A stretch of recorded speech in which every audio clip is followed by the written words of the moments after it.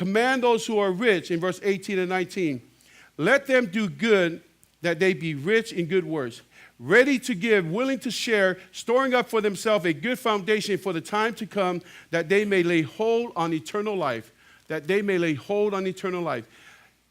And so here we see that let them do good. Be a generous person. Be a generous person. Be a giving person.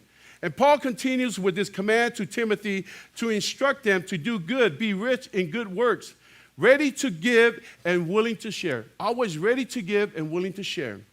And notice how Paul repeated the emphasis in verse 18 by saying, do good, be rich in good works, and ready to give, willing to share. The phrase do good in the Greek is agatheo, which means to work good, to do good, or do well, or act rightly. It means to everything that we do, we have to do good, and we have to act rightly. Everything that we do, we do it unto the Lord. Do good like God himself. The psalmist said in Psalm 119, verse 68, you are good and do good. Teach me your statutes. Speaking about God, that God does good. So he's the example that we are to do good for others.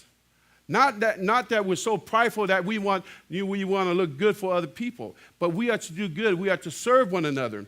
In Acts 14:17, it says, nevertheless, he did not leave himself without witness, in that he did good, gave us rain from heaven and fruitful season, filling our hearts with food and gladness.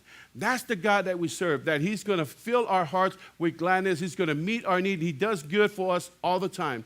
What a great example for us to do good in our lives, and how we are to minister to people, how we are to give ourselves to help others, using the riches and the treasure, the wealth that God has given to us to help others out.